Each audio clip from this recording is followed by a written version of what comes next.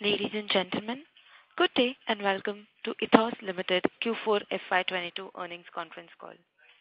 This conference call may contain forward-looking statements about the company which are based on the beliefs, opinions and expectations of the company as on date of this call. These statements are not the guarantees of future performance and involve risk and uncertainties that are difficult to predict. As a reminder, all participant lines will be in the listen-only mode, and there will be an opportunity for you to ask questions after the presentation concludes. Should you need assistance during the conference call, please signal an operator by pressing star then 0 on your touchtone phone. Please note that this conference is being recorded. I now hand the conference over to Mr. Yashovardhan Sabu, Managing Director, Ethos, for his opening remarks. Over to you, sir. Thank you very much. Good evening and a warm welcome to everyone for the maiden post-listing earnings conference call for Ethos Limited. I'm sure you have seen the listing that started at 10 o'clock today on both the stock exchanges, BSE and NSE.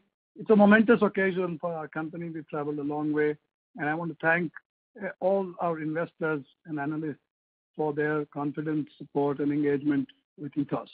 For this call, I'm joined by Mr. Pranav Sabu, CEO, and Mr. Ritesh Agarwal, CFO, and we also have SGA, our investor relations advisors, on the call. As I said, this is a landmark moment for all of us, including the shareholders of KDDL Limited, the parent company of Ethos. We believe the IPO of Ethos was the most logical way of unlocking value and give justice to the business we have put our hearts to over the past many years. Let us move to the business of Ethos. The business of Ethos, its history, what it does, and how it makes money, these have been elaborately detailed in the RHP relating to the IPO. The watch market in India and globally has been succinctly captured in the independent report by Technopack, which is also included in the RHP. So with your permission, I will not repeat those facts. Further, the investor presentation has also been uploaded on our website and on the stock exchanges some hours ago, and I'm sure you've had the opportunity of having gone through that too. I will therefore proceed to share with you with much pleasure details of the financial performance of what has been a record year, FY22.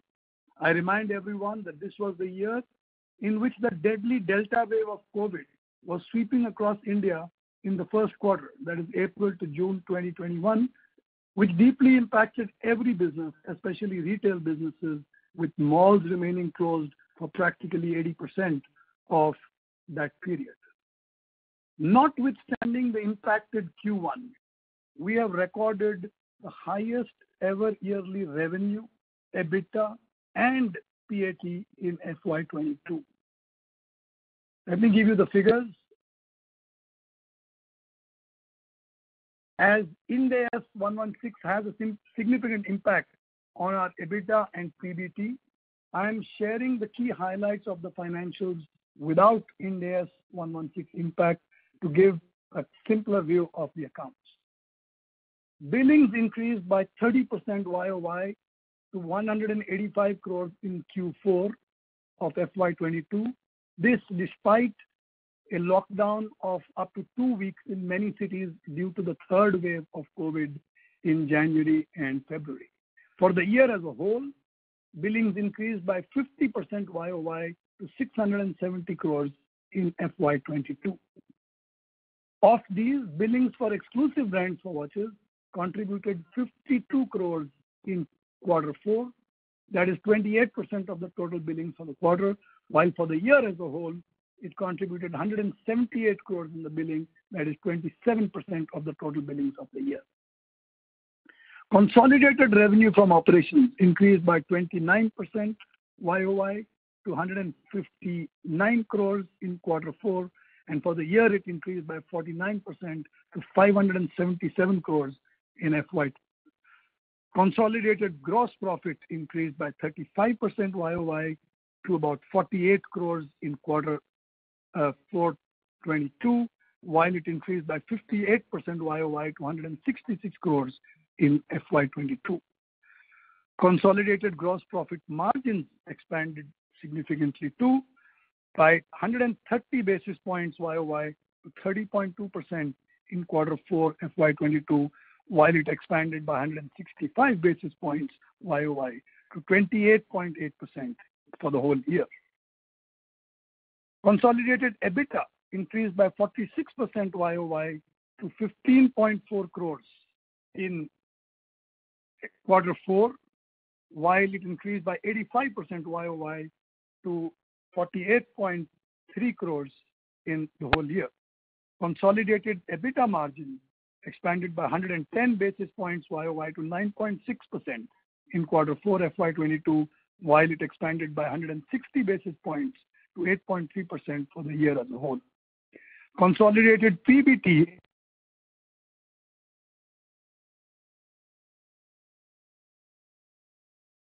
Ladies and gentlemen, the line for Mr. Sabu is disconnected. Request you all to please be connected while I connect him back to the conference.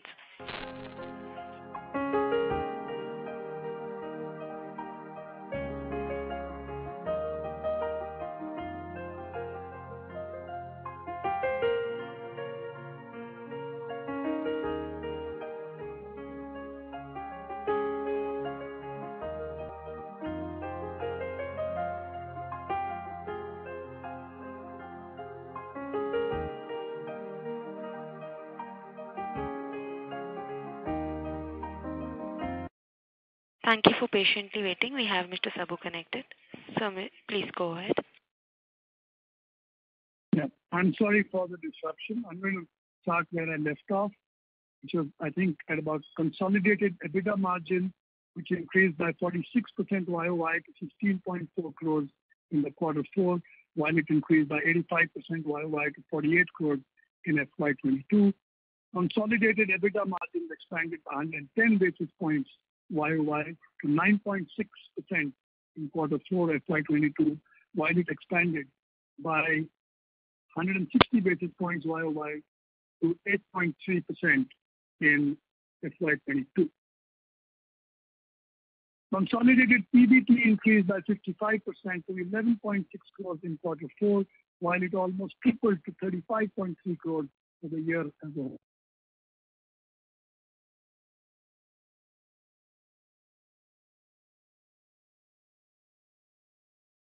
Ladies and gentlemen, request you all to please be connected. The line for Mr. Sabu is disconnected.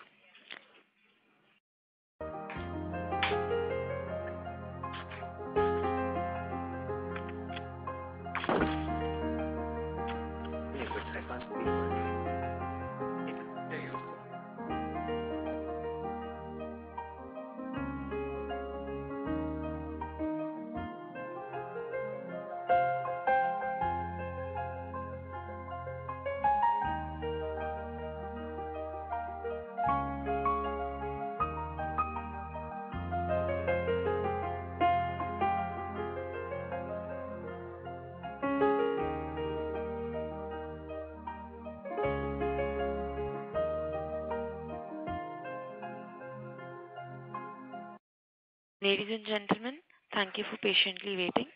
Over to you, sir. Thank you. The stock carrying months on sales reduced from 6.2 months in FY21 to 5.3 months in FY22 on better inventory planning and sales. Consolidated debt stood at about 60 crores. Post the repayment from IPO proceeds, the debt levels will significantly reduce almost to half. Ladies and gentlemen, while we are pleased with these record numbers, we are even more excited about the prospects for the current year and the years ahead. We continue to see strong demand for our products and the consolidation of our leadership. Ladies and gentlemen, request you all to please be connected. The line for Mr. Sabu is disconnected. Please give us a moment. We'll call him again. Other members of management, would you like to continue till I connect Mr. Sabu back to the call? Ladies and gentlemen, this is Pranav Sabu and I'll continue the speech. Ladies and gentlemen, while we are pleased with these record numbers, we are even more excited about the prospects for the current year and years ahead. We continue to see strong demand for our products and the consolidation of our leadership position in the market. Already in the first 2 months of the current year, that is April and May, we estimate revenue in the vicinity of 120 crores. This indicates that we have a strong revenue growth in quarter one. Profitability will also be strong on the back of improved margins and greater leverage on fixed costs. Further, as is known, quarter two and quarter four are generally stronger than quarter one, and quarter three is significantly the strongest of all quarters. Therefore, we are very hopeful of strong growth of 30 to 35% in revenue for FY23 over FY22, a strong like-to-like store growth, and great increase in the profitability. Besides these exciting summarized financial numbers, there is a wealth of qualitative factors that provide immense fundamental strength and an impregnable moat to our business. This includes a portfolio of over 30 brands available exclusively at Ethos, a list that will further grow.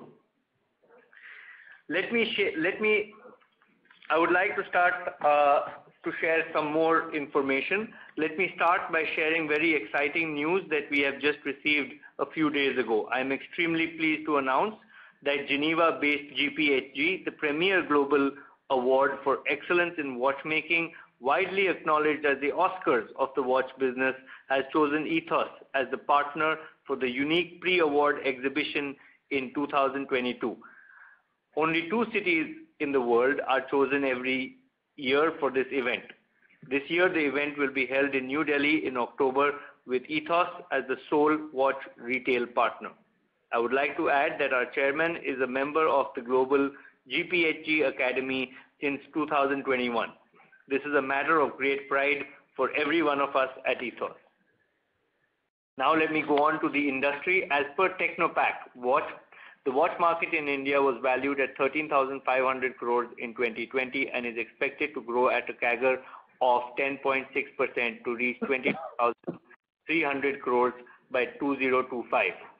On the other hand, premium segments are growing at a CAGR of 12%. The luxury segments are growing faster than other segments at a CAGR of 13%. These fast-growing segments is where Ethos is focusing and growing its market share continuously. The pre-owned business will further increase the overall industry size. Our growth is galvanized by our portfolio of 33 brands which are exclusively available at Ethos. The investor presentation lists most of these.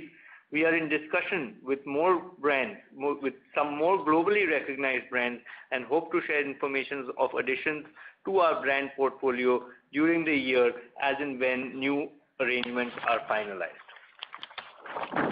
Relationships with luxury brands and their owners typically take many years to develop and are difficult to replicate. Our promoters and management team has worked hard to nurture these relationships, and these too provide a wide moat for our business. Our partnership with key brands including Omega, Bulgari, IWC, Hublot, Panerai, Rado, Tissot, Longines, Breitling, Jaeger-LeCoultre, and many more brands. These have been ongoing for more than a decade, and for most, we are the brand's largest Indian partner. Certified pre-owned watches is a great growth pillar for the watch industry. The pre-owned watch sector does not cannibalize the new watch business. On the contrary, it adds to the overall industry size by promoting multiple ownership of watches and adding a whole sector of first-time luxury enthusiasts. It is already 33% of the new watch business globally, and according to industry experts, it will become half the size of the global new watch industry globally by 2025. At Ethos, we grew from roughly 11 crores of certified pre-owned business in FY21 to 32 crores of business in FY22. We hope to exceed over 75 crores of business by the end of the year through one lounge in Delhi and the website for pre-owned watches. Over the next 2 years, we will expand the footprint along with to 4 to 5 major cities in India to continue driving strong growth in the pre-owned business. In India, we will dominate this fast-growing sector because we are the only ones with a pan-India network to source watches. Our state-of-the-art service center, which we recently opened, restores each watch and provides a 2-year warranty on the watches. Our new website, secondmovement.com, has already receives 100,000 visitors on board every month. We have painstakingly trained 17 watchmakers over the last 12 months. We are well placed to grow this business rapidly. It will have a huge impact on the new watch business as well. Within the luxury segment, the higher priced watches are growing at a faster pace than lower priced watches. Ethos, being predominantly luxury and premium focused player, will continue to benefit from this phenomena. Luxury and high luxury watch segments also earn better margins, allowing us to have better profitability. We derive significant benefits from the tendency of consumers in the luxury watch markets to become repeat customers.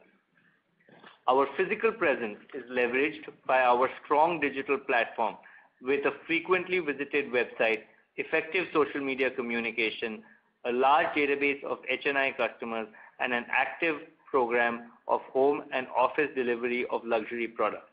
Our digital platform has created a niche in the online luxury watch market through various unique value-added services, including a highly specialized team of luxury watch consultants, targeted content, watch insurance, easy installments, and dedicated after-sales service to our customers. Our loyalty program called Club Echo is a customer relationship management initiative which provides benefits to repeat customers based on their cumulative purchasing over time.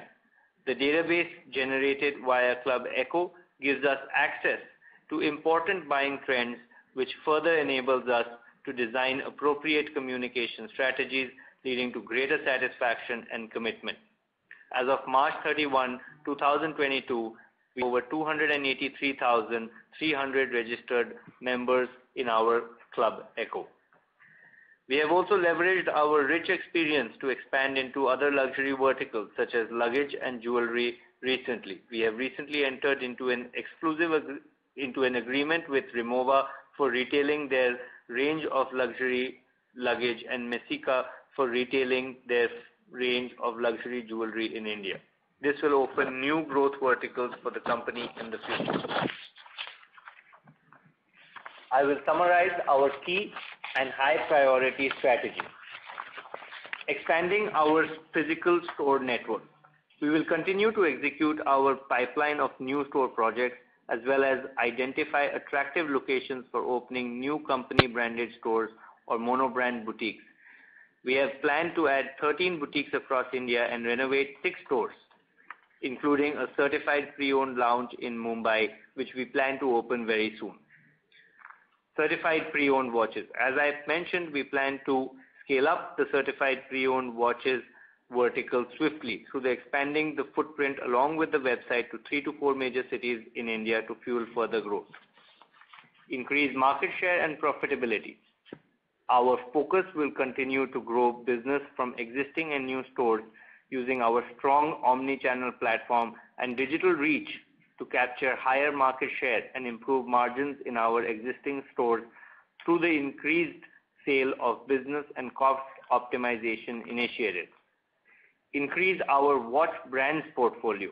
As a part of our continuous effort to offer the widest assortment of brands to our customer base, we will continue to invest in entering into new brand relationships, including some exciting new exclusive relationships while continuing to nurture our existing brand partnerships. I want to underline the fact that today 33 brands work exclusively in India with us.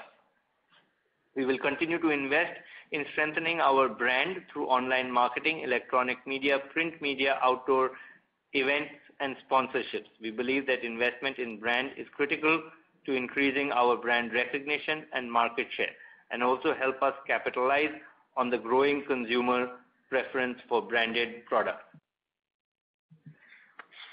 Lastly, after-sales service. Our service center is already one of the best in the country with extensive brand authorization. We will build excellence in our after-sales service as one of the key drivers for our business and our credibility in our customer base. With these words, I thank you again for your confidence, and I now hand over the call back to our chairman. Thanks, Pranav. I hope for all the listeners, we've been able to summarize and present useful information about our business. My apologies for the disconnections in between, but I hope you enjoyed this call, and I now welcome your questions and participation. Thank you. We will now begin the question and answer session. Anyone who wishes to ask a question may press star and one on the touch-tone telephone. If you wish to remove yourself from the question queue, you may press star and two. Participants are requested to use handsets while asking a question. Ladies and gentlemen, we will wait for a moment while the question queue assembles.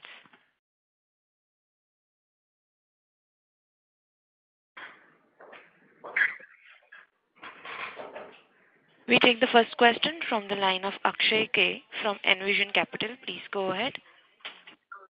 Thanks for the opportunity. First of all, congratulations on the listing, sir. So I wanted to know what sort of revenues are we expecting from Remova and Messica? Hi, Akshay. Thanks for your kind words. May I suggest if you have more questions, if you can ask all of them so then we can go on? Yeah. Or is this your only question? Sure. Yeah, I just asked them.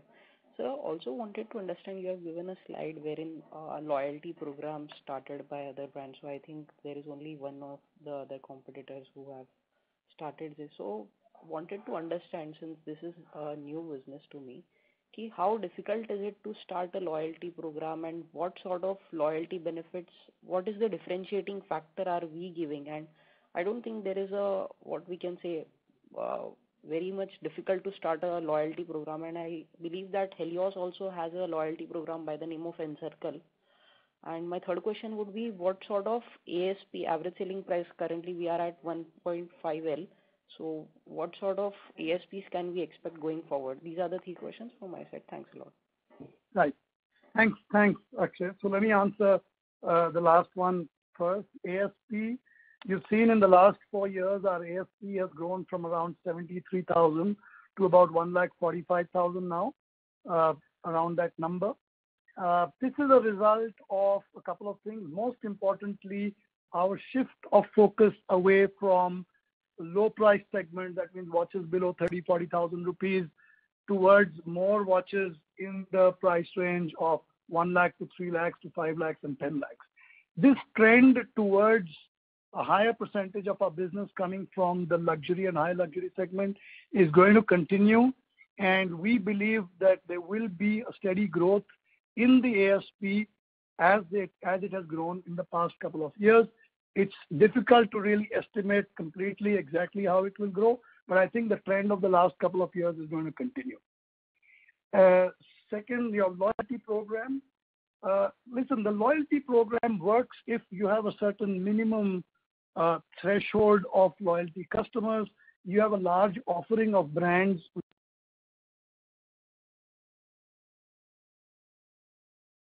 Mr. Sabu is disconnected. Maybe you can continue. I'll call him back.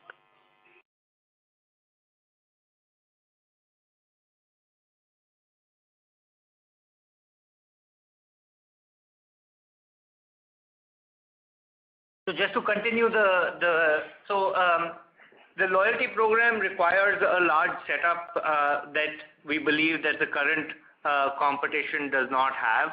It requires the capturing of data. It requires to be able to work on the data.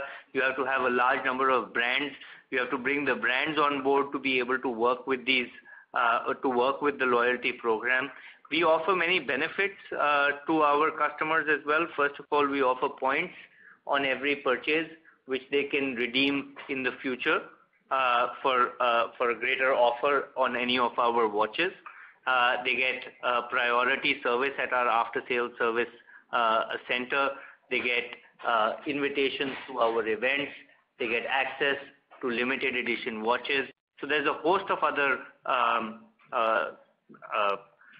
benefits that we have, that we offer to customers, which is why we see people enrolling for the loyalty program. Okay. I believe the next question was on the lines of Remova and Messika. We believe that every Remova boutique that we open will give us 12 to 15 crores of business. We have already finalized the first location for Remova in Mumbai, and we are looking for more locations in luxury malls. And as and when they come up, we will be signing that on. At the moment, for Messika, we are opening only as a trial. The first 6 months will be a trial phase that we are doing inside a few of our stores. And once that is successful, we will be taking it to boutiques, and we expect every boutique as well to do about 80 lakhs to a crore of business going forward.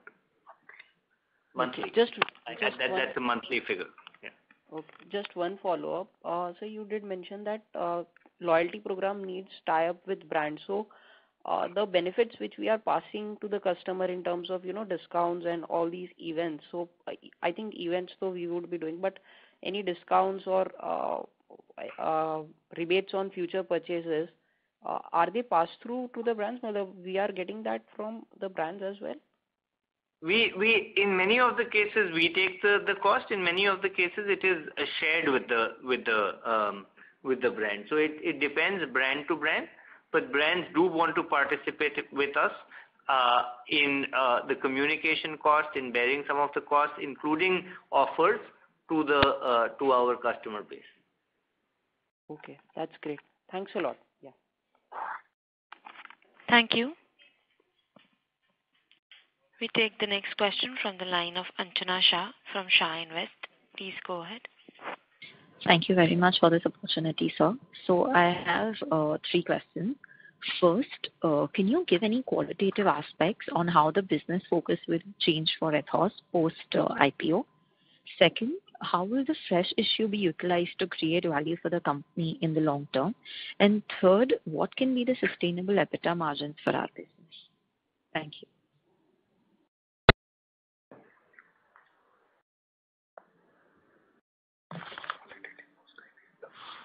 Let's start with the fresh issue. How are we using the money? So our fresh issue to be utilized for working capital, that for a long-term business growth, as well as we will be utilizing fresh issue for opening our stores that has been proposed, as well as upgradation of our IT infrastructure. And the balance will be from a general corporate purpose. So these are from our fresh issue utilization, and definitely all these fresh issue are primarily for the business growth of the organization going forward.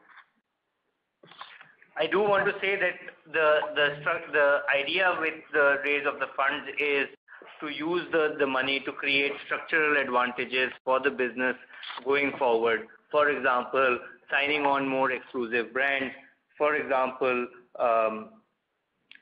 creating new boutiques and tying up with new brands and creating new experiences for our customers to be able to power us forward. Okay, sure, sir. Thank you so much. Anyone who wishes to ask a question may press star and 1 on the touchtone telephone. We take the next question from the line of Ashay Jain from Jain Capital. Please go ahead. Yeah, good evening. I have a couple of questions. Firstly, what are your views on certified pre-owned businesses? So how do you plan to scale it? And lastly, what is the expected, what can be expected ROC of the business once it stabilizes?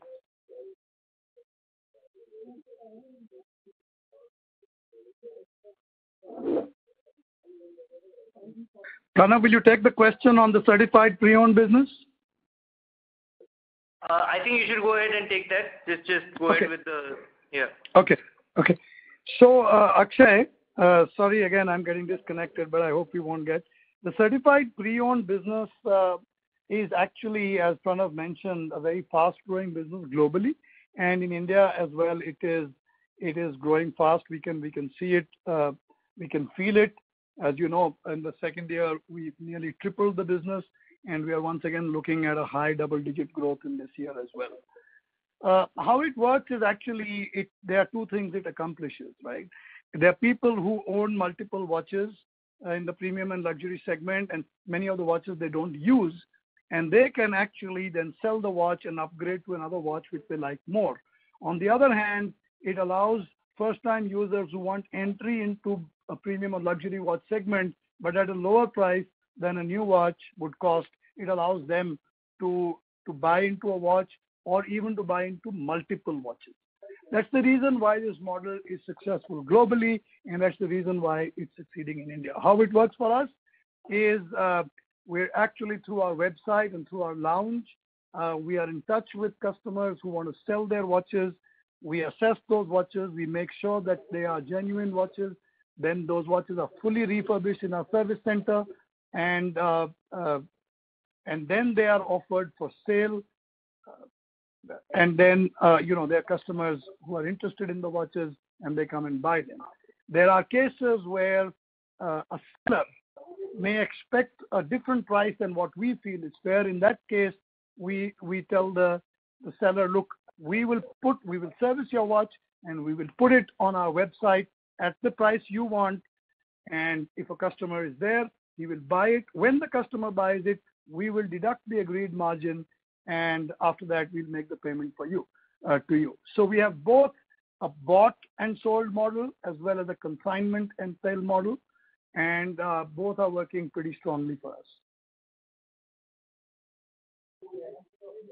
As far as the ROCE is concerned, it is our goal, our long-term goal, to actually go for to attain a figure higher than 25% ROCE. Okay, got it. That's all. Thank you. Thank you. We take the next question from the line of Sachin Shah from SS Securities. Please go ahead. Hello. Hi. Thank you for giving an opportunity. I have a couple of questions. First would be, what is your same store sales growth in FY22, and how is the trend over the last 3-4 years? Okay. What are the other questions, please? And my second question would be on the digital side. I mean, what are the initiatives you are taking to grow on the digital aspect, and how quickly it can be scaled up in span of 2-3 years? Right. Ritesh, would you answer the question on same sales growth, and Pranav on the digital side, please? So same store sales growth for FY21 is 47%, and if we talk about the Q1, it's 21%. Q4 21%. Mr. Shah, I may just say, you also asked for what has been the long-term trend. If we exclude the COVID period, in the longer term, in the past, our same-store growth used to be in the region of 10 to 12%. We are seeing an acceleration now as we move to higher price points, because actually for the same store with the higher price points, we get a much higher growth rate, and therefore we believe our same-store growth will be substantially higher than the long-term or the previous trend of 10 to 12%. And what you're seeing, for example, in the last quarter of 21% same-store growth, we are hoping that we'll continue to achieve something in that vicinity in the near future as well. So around 18 to 20% is the target. Yeah, it depends on a little bit on what is the product mix and so on. But as I said, significantly higher than the 10 to 12%, which was the trend pre-COVID. Got it. Pranav, would you like to answer the question on digital initiatives and growing that side of the business? So the digital part of the business is growing quite quickly. We're taking several initiatives there to be able to further grow the business. We have, for example, on many of our on our watches on the website, you can see they're available in 3D, they're available in augmented reality. We have our own studio that is coming up to create content that is further shoppable, our own channels that are going to come up. for creating video content, because we believe the future is that of video content. Later in the year, we have our app coming out as well, which I believe will be quite a game changer in terms of the way the industry looks at watches digitally. So we're taking all of these steps. In fact, if you look at our website, secondmovement.com, everything, all the watches there are watches that we shoot ourselves. The content is created by us, and we have a much higher stock turn on the certified pre-owned business than we have over here as well. So I believe that with all of these initiatives, we'll be able to grow quite quickly as we have in the past. Would be in high tea, the target would be? When you mean by in terms of growth target.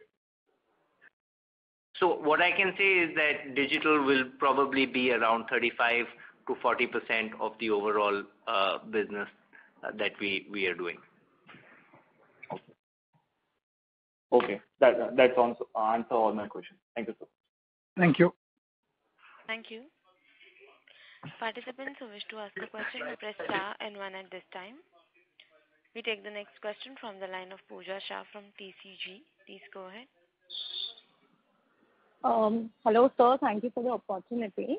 Hi, Pooja. So I would like to ask a question on exclusive agreements with the brands. Are we going forward to have an exclusive agreements with the brands? And if so, with which brands? Pooja, is this your only question or you have other questions? Why don't you list them all? No, sir. This is the only question. Okay. So let me answer that. As Pranav mentioned, out of our portfolio of a little more than 50 brands, 33 brands are available exclusively at Ethos. So essentially what we are saying is nearly 2/3 of our brand portfolio consists of brands that are exclusively at Ethos. We do plan to add to this brand list because an exclusive brand actually allows us to offer a very differentiated product portfolio to customers, and it builds a very strong moat around us. There are reasons why brands also want an exclusive arrangement, because it allows them to reduce their costs of operating in India while getting the advantage of the extensive digital and physical network of Ethos. So to answer your question, yes, we have exclusive arrangements, and we will be growing the list of brands with whom we have exclusive arrangements.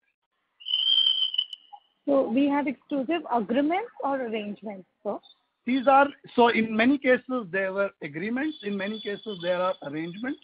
As I mentioned in the speech, most of the luxury brands, they have the relationships are extremely important, and these relationships are nurtured. We may often start a relationship with an agreement, but it continues even if there is no agreement in place. So while there are agreements, not all of them have agreements, but what I can say is that the exclusive arrangements that we have had with so many brands have all continued from the time they have started without any break. I just do want to add that most of the brands that we have in our exclusive portfolio also have exclusive contracts. Okay. Thank you, sir. That will be helpful. Thank you. We take the next question from the line of Priyanka Shah. Please go ahead. Hello, Priyanka. Yeah, hi. Good evening. I wanted to understand what can be the sustainable EBITDA margins for the business? Our EBITDA margin, is this your only question? Yeah, I have two more questions. Please go ahead. Yeah. Also, do you have any plan to optimize your high inventory days going forward? And how many stores do you plan to open in the next 1 year? Okay. Coming to EBITDA margins, I don't know if you participated in the calls of KDDL, where we used to report Ethos in past years.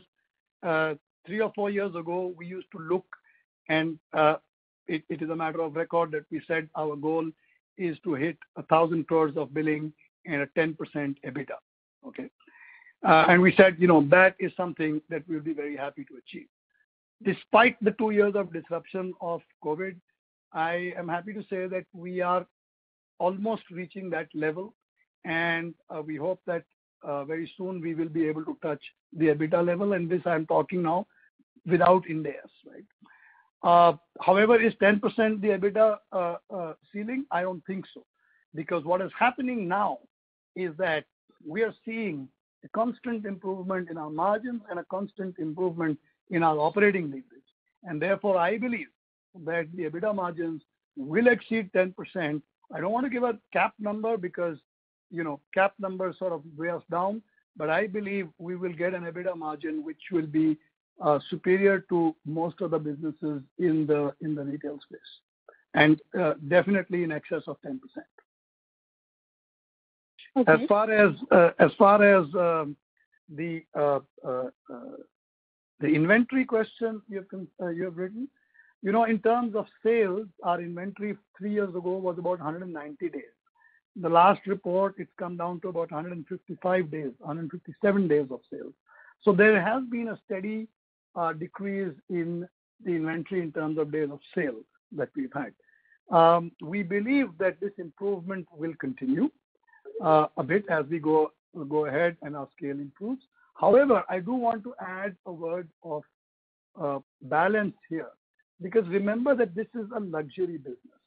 This is not a business where people just come and put a watch in a basket on the internet and we deliver a 1 lakh rupee watch just like that. It doesn't work like that. In the luxury business, people need to see exactly what they are buying, and for that the physical inventory is important. For example, if someone is buying a 5 lakh rupee watch, and we have a watch which has a black dial, but the lady was buying it, she says, no, I want to see what a gold dial looks like. I cannot say that, look, here is the picture of the gold dial, please go ahead and buy it. In a t-shirt, you may say, okay, I want a white color. As if the size is fine, if the fabric is fine, I will take it, I don't have to see it. But in a watch, the customer will say, I need to see that watch. So there is a certain minimum requirement of inventory that the luxury business requires.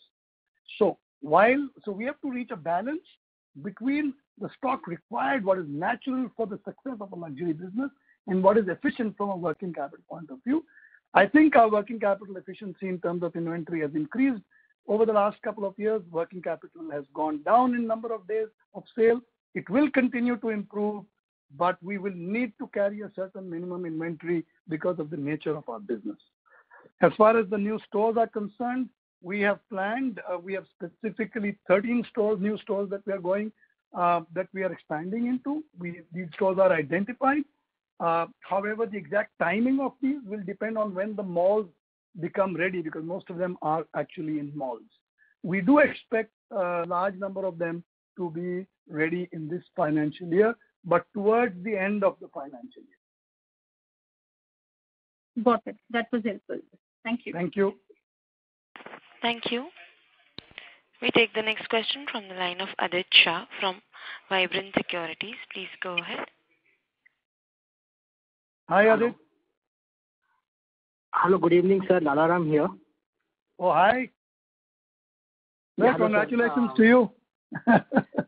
I think I congratulate you guys, sir, for all the hard work over the last 4 years, and great to see this outcome. So obviously really happy for myself and also clients and also for the company. Sir, I have a couple of questions. One is, based on the first 2 months of this financial year, what does the outlook look like? Given we have seen some weakness in global financial markets, and that does have an impact on the wealth effect and the propensity to consume. That is my first question. My second question is, basically, over the next 2 to 3 years, that we are also diversifying into categories.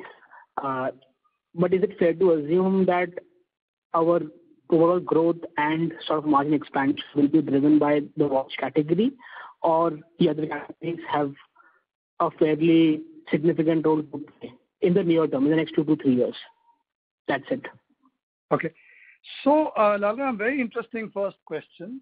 In the first 2 months, I can go out and say we're on the last day of the first 2 months, and we see absolutely no impact of what are seeing as the global sort of trends. In fact, one question that I was often asked was that, the growth that you saw in the last quarter 3 and quarter 4, was it because people were not traveling or for any reason like that, and now that people are traveling, sales are going to come down? Well, travel has been open since April. Since March, it has been completely open. Airports are full, flights are full. You can't find tickets or places in hotels anywhere outside India. Indians are traveling everywhere, but we have seen zero impact on our sales. The first 2 months, I can tell you, we are estimating sales of about 120 crores, right? Which is going to be a record quarter, and that what that kind of a revenue, if you prorate it, what it does, and obviously quarter 1 is quarter 2 and 3 and 2 and 4 are better than quarter 1. Quarter 3 is obviously the best quarter in the retail business, in our business especially. So there is a very strong and continuing undercurrent of growth of demand. I've been saying this since, to look at the trends, filter away the COVID quarters, and you see the strong growth in demand. This is not only an India phenomenon, this is a global phenomenon. But today, the Indian high-end shoppers are no different from anyone else in the world. And we believe this is going to continue, absolutely. On your second question, over 2 to 3 years, yes, while we are looking at other segments such as jewelry and luggage, and you can understand that jewelry is a very strong complementary segment to watches because it attracts lady customers, right? So therefore, there's a strong rationale to enter into that segment. But you are also right that over the next 2 3 years, the mainstay of the business will still be the luxury and premium watch business. There are huge opportunities in that business. There are many brands, global, very famous brands that are not even present in India yet. We are working to bring those brands to India. We will be the partner of choice. So there is a large potential of growth in the watch business. It will remain the mainstay of our business. But with the new segments, jewelry, luggage, perhaps some others, we will build a growth vector which will continue to power the company to growth even in future years, let's say 3, 4, 5 years from now, when the growth in the watch segment starts to slow down a bit. We don't see any evidence of that, but we are just building another engine of growth in our business, in the luxury business, because we see huge complementarity in these segments. Understood. Thank you so much. Great to hear the momentum is still very strong, and all the best for this. Getting stronger, Lala. Sure. I would be happy to be wrong here, stronger, and all the best. Hope it maintains that way. Thank you. Thank you so much, sir. All the best. We take the next question from the line of Rahul Agarwal from InCred Capital. Please go ahead. Yeah, hi, good evening, hi, sir. Rahul. Hi. Sir, 3 questions. Firstly, on the industry, it seems like vertical specialists generally get most of the market share for luxury watches in terms of retailing in the country. How do you see this moving ahead? Are you seeing some consolidation here, some parameters that brands monitor and choose their partners in India? What is Ethos doing better than the other? That is the first question. Second is on the new brands. You talked about signing up more exclusive brands. Just wanted to understand what's the scope like, further from here, because we already have a lot of brands with us in our portfolio in terms of adding new ones going into next 3 to 5 years. And will these be only entering India for the first time, or you would also be taking market share from other existing retailers? And lastly, on the margins, you said obviously there is immense scope further here, even from the 8.5% we reported this year. This I'm talking about without India. But what could be the levers to improve margins? Obviously, the presentation talks about exclusive brands, the higher revenue share from them helps on the EBITDA margin side. But if you could list down 2, 3 reasons for how we should track EBITDA margin going forward, that will be helpful. That's all from my side. Okay, Rahul. First about the vertical specialists and why what Ethos does better than anybody else. You're right. Selling luxury watches is a highly skilled and technically oriented retail. People believe that watches are expensive, 5 and 10 lakh rupee watch is that price only because of the brand. That's not true. There is a huge amount of engineering, there's a huge amount of know-how and specialization that goes into the watches, and collectors who buy that kind of watch want to know what is special about this watch. Why is it 5 lakhs? Why is it 10 lakhs? Why is it 2 lakhs? While you get a quartz watch for a good quartz watch for 10,000 rupees. Why do some mechanical watches from collector brands cost 25, 30 lakhs? And for this, you need a very specialized and highly trained manpower. So this is the first point, right? Ethos invests in training its manpower multiple times more than any other retailer, and the brands recognize this. Brands have training sessions where sometimes more than one retailer's representatives are there, and time after time, the representatives of Ethos are rated as the highest by the brand. So this is the first point. Second point, our digital network, right? Our digital reach due to the network that we have is an all-India reach. And this contribution to the reach of the brand without having too many points of sale. You are aware that today brands are saying, I don't want 20 points of sale or 30 points of sale or 50 points of sale. They don't want too many points of sale, but they want qualitative points of sale. If with a limited number of points of sale, brands can reach the all-India market, stores become efficient, brands become successful. So this is the other unique strength that Ethos brings on the table. These are the two strongest strengths. I'm sure there are more, which I would love to discuss and reveal. For example, how the quality of a service that we offer, the dependability that we offer, the transparency that we offer. These are all things that are highly valued by brands. The professionalism of our purchasing, of our dependability of our payments, these are all very, very strong factors that go into nurturing our brand relationships.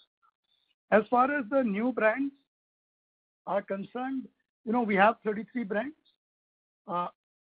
We believe we will sign on more, especially in the high price segment. We need a portfolio that is equal to the best in the world. Why did Indians shop outside India when they were looking for expensive or luxury watches? They said that in India we don't have enough choice. We don't have enough choice of brands, and within the brand we don't have enough choice of merchandise. Ethos has changed that forever. Today you go into an Ethos store, the experience, the portfolio of brands, the brand width, the product width within each portfolio is equal to similar global stores anywhere. And that's the reason why we are seeing more and more Indian customers buying in India. Of course, the other reason is that prices in India are competitive with anywhere in the world. So that's the reason why we believe there will be new brands that we will be signing on. It will be and it will help us to present the most exciting portfolio of brands to our customers. It's difficult to put a number to it, but wait for good news. You will see it coming. You asked whether it's going to be completely new brands or some who are already present in India. Can't really say that, but I can tell you that brands in the past, which were working through distributors or agents, have chosen to work with us exclusively because of the benefits it offers them. So we hope to add more new brands, whether first time or already existing in India. Your last question was on margin growth. The two most important reasons you already said, which is exclusive brand and the operating leverage. However, I may add that as our marketing and our storytelling and our communication becomes important, and as our service becomes important and valuable, our after-sales service and the credibility of the brand Ethos goes. The other factor that we see happening is that the consumer discounts that we have to offer, those are gradually going down. You may recall that in past years, there were often, offers and consumer sales. We don't have to do that very often now. Consumers are happy to buy at even a low discount from Ethos or no discount from Ethos very often because they value the service, the product, the reliability of what we offer at Ethos, and this is also helping us to improve our margin. Got it, sir. Sir, just one follow-up. On the certified pre-owned business, how does the sourcing really work? As in, you said you are the largest sourcing retailer in the country for certified pre-owned in India today. But how does it really work in terms of getting the right, the right product, getting it at the right time, and then, as Pranav mentioned, the turns are very high. So how quickly do you liquidate? Could you just throw some light here, sir? So the purchasing process is a very key process in the certified pre-owned business. Why? Because A, you need to connect with interested sellers. With a pan-India network, it gives us a huge strength, because when a customer comes to buy a watch, they're very often surprised when a person in the store also asks, sir, would you have, or ma'am, would you have a watch that you're not using which you would like to sell and upgrade to another watch, or maybe just sell it? And they're very surprised, oh, you're doing that too? Yeah. So, the pan-India network of stores which nobody else has gives us that leverage. How does it work? So, obviously, when we buy a watch, before we buy the watch, the customer wants to know what is the approximate price that they can get. But for that, we need to judge whether the watch is genuine, what is the condition of the watch. So there is a provisional documentation that is done. Then the watch is shipped to our central service center. Experts then check the watch for its genuineness, for what will be the refurbishment cost. That is communicated, agreed with the customer. When it is agreed, then the final documentation is done, the refurbishment is done, and it is offered for sale. The refurbishment process and all of this takes about a month, but after that, within a month, the watch sells out. On an average, we have less than a month of stock of pre-owned watches. Our bottleneck has actually been, up to now, has been the refurbishing capacity. But this, as Pranav mentioned, we have trained 17 watchmakers. We have a state-of-the-art service center. So this capacity is steadily going up. And with this, we will be buying more and selling more. Got it, Ashok. Thank you so much for detailed answers and thank you. Thanks, best wishes for the year. Thank you. Thank you. Thank you. As there are no further questions, I would now like to hand over the conference to the management for closing comments. Thank you very much. I would like to take this opportunity to thank all the listeners and everyone who joined in this maiden earnings call of Ethos. Thank you for your confidence, and we look forward to remaining connected. Thank you, Pranav, and thank you, Ritesh, and thank you, Samir Bhai, for being on the call as well. Thanks very much. Goodbye. Have a nice day. Thank you, sir. Thanks all the participants. Thank you. On behalf of Ethos Limited, that concludes this conference. Thank you for joining us, and you may now disconnect your lines. Thanks.